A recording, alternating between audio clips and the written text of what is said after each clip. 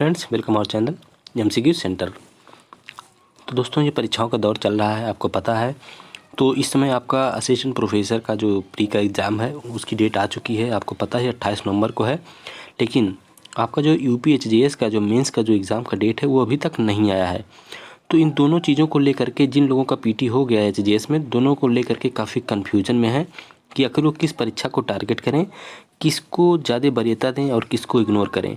क्योंकि परीक्षाएं दोनों ही महत्वपूर्ण है, दोनों पोस्ट हैं, गजब का पोस्ट है दोनों। आप ये नहीं कह सकते हो कि कोई पोस्ट उसमें कमतर है।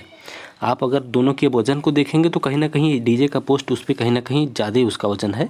लेकिन अगर और भी जो समाज में जितने भी पोस्ट चल रहे हैं, जैसे आप यहाँ देख रहे हैं मारा मारी हुई है टीजीटी की, पीजीटी की, तो उनसे प्राइमरी की जो पोस्ट आती है तो उसकी तुलना में कहीं ना कहीं असिस्टेंट प्रोफेसर सबसे अच्छा पोस्ट माना जाता है टीचिंग लाइन में। ठीक, तो इसलिए दोस्तों अब काफ़ी कन्फ्यूजन हो रहा है लोगों में कि कौन से एग्ज़ाम को टारगेट किया जाए। तो आज हम चर्चा करेंगे कुछ 7-8 बिंदुओं पर मैं चर्चा करूँगा। 7 बिंदुओं पर मैं चर्चा करूँगा, जिसके आधार पे मैं बताऊँगा कि कौन एग्ज़ाम को टारगेट करने लायक है, कौन नहीं है।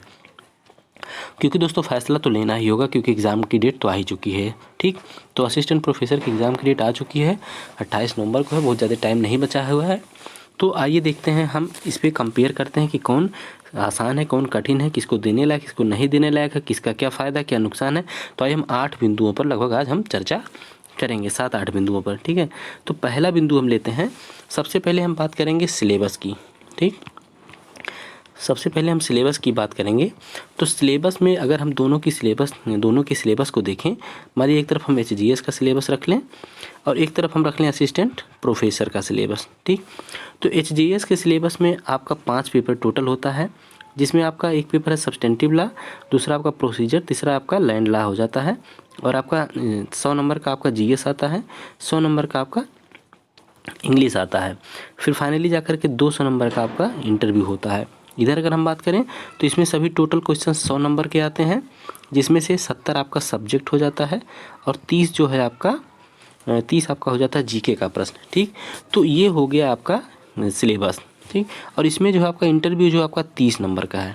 ठीक, अब आगे फिर देखते हैं दूसरे पॉइंट पे। ये पहला आपका हो गया, पहला हो गया आपका। अब दूसरे बिंदु पर अगर हम बात करें तो दूसरा बिंदु आपका है एग्ज़ाम का मेथड जो है। ठीक, एग्ज़ाम का जो मेथड है आपका, ठीक, एग्ज़ाम का जो मेथड है उसमें देखेंगे आप, मान लीजिए कि जो एचजीएस का है एग्ज़ाम, ठीक, एचजीएस का जो एग्ज़ाम है वो आपका होता है रिटन में। ठीक, आपका एचजीएस का एग्ज़ाम रिटन है यानी मेंस है, और असिस्टेंट प्रोफेसर का जो एग्ज़ाम है आपका वो है ऑब्जेक्टिव एग्ज़ाम है। अब आप देखते जाइए कि मैं सबका कंपेयर करके आपको बताऊंगा। ये हो गया आपका दूसरा हो गया। अब तीसरे की अगर हम बात करें तो तीसरा जो बिंदु हमने रखा है वो रखा है सैलरी का। ठीक, अब तीसरा बिंदु सैलरी का है। तो एचजीएस की जो सैलरी है वो कहीं ना कहीं 1,50,000 के आसपास जाती है, 1,50,000 के आसपास। असिस्टेंट प्रोफेसर की जो सैलरी है वो 70,000 के आसपास से स्टार्ट होती है, 70,000 से। ठीक, ये हो गया आपका तीसरा बिंदु हो गया। चौथा बिंदु अगर हम देखें जिसमें हम तुलना कर सकते हैं तो प्रमोशन जो होता है। ठीक, अब प्रमोशन की अगर हम बात करें तो एचजीएस में जो है आपका प्रमोशन, अगर आपका एज जो है अंडर 40 है तो कहीं ना कहीं आप प्रमोशन करके एचजीएस से आप हाई कोर्ट के जज बन सकते हैं। ठीक, असिस्टेंट प्रोफेसर में क्या है, आप प्रमोशन करके प्रोफेसर बन सकते हैं, किसी कमीशन के सदस्य बन सकते हैं, अध्यक्ष तक भी बन सकते हैं। ठीक, तो ये आपका ये हो गया। पांचवें बिंदु पर अगर हम बात करें तो पांचवा बिंदु जो है आपका वो है आपका सोशल जो है इमेज क्या होती है। पांचवा बिंदु जो है सोशल इमेज।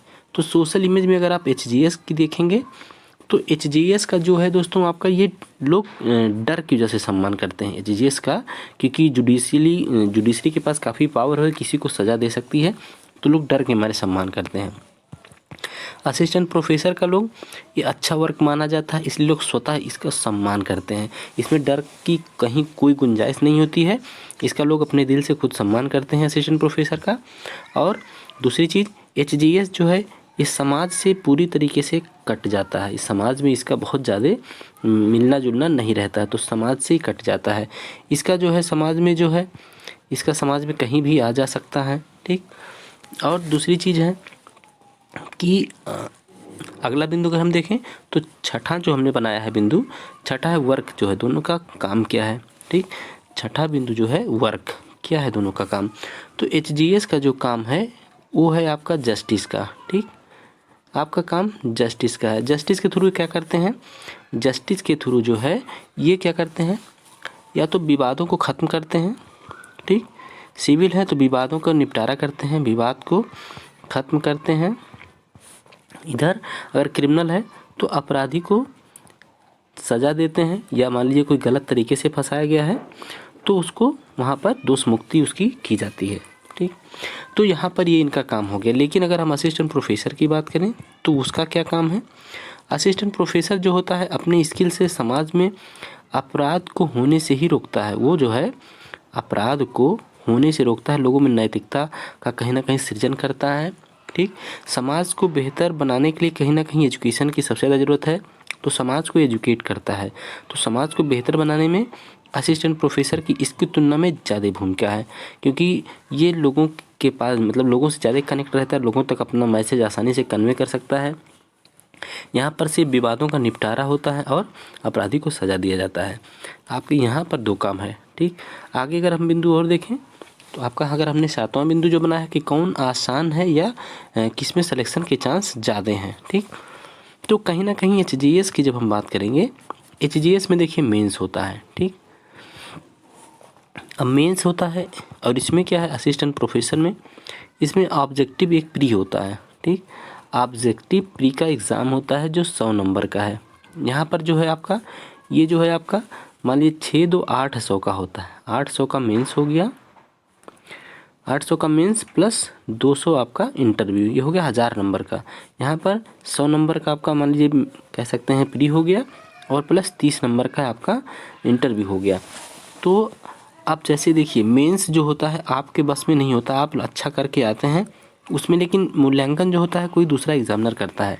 ऑब्जेक्टिव में क्या है, आप जितना कर दिए हैं, ऑब्जेक्टिव में आप जितना कर दिए, आपने अगर 80 प्लस क्वेश्चन कर दिया है तो ये मान के चलिए आप कहीं ना कहीं सेफ हो जाते हो। 30 में देखिए 30 में आपको मिनिमम 12 नंबर दिया ही जाता है, कमीशन का रूल है। लेकिन यहाँ पर आप देखेंगे 200 में मिनिमम देने का कोई रूल नहीं, लेकिन हाँ मिनिमम आपको पाना ज़रूरी है। 80 नंबर आपको कम से कम पाना, नहीं तो आप परीक्षा में डिस्क्वालीफाई माने जाएंगे, आपके रिजल्ट पे कोई विचार नहीं किया जाएगा। आप मेंस में कितना भी ज़्यादा नंबर पाए हों लेकिन उसका कोई मायने नहीं रहेगा अगर आप 80 नंबर कम से कम नहीं पाते हैं 200 में।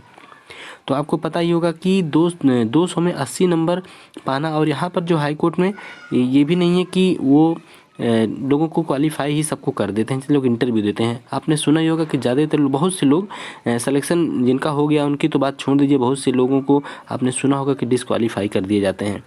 तो यहाँ पर थोड़ा सा रिस्क है, अगर हम कहें सीधे सीधे तो यहाँ पर थोड़ा सा रिस्क है, कठिन भी है। मेंस होता है, यहाँ ऑब्जेक्टिव एग्ज़ाम है, उनकी तुलना में ये आसान एग्ज़ाम है। लेकिन बस ये है कि यहाँ पर देखिए अब सीट की मैं एक बात और बता दूँ कि सीट जैसे 8वीं हम बात करें तो सीट जैसे एचजीएस में जो है आपका 98 सीट है, ठीक। एचजीएस में 98 सीट है, कैटेगरी वाइज सभी की ज़्यादा है।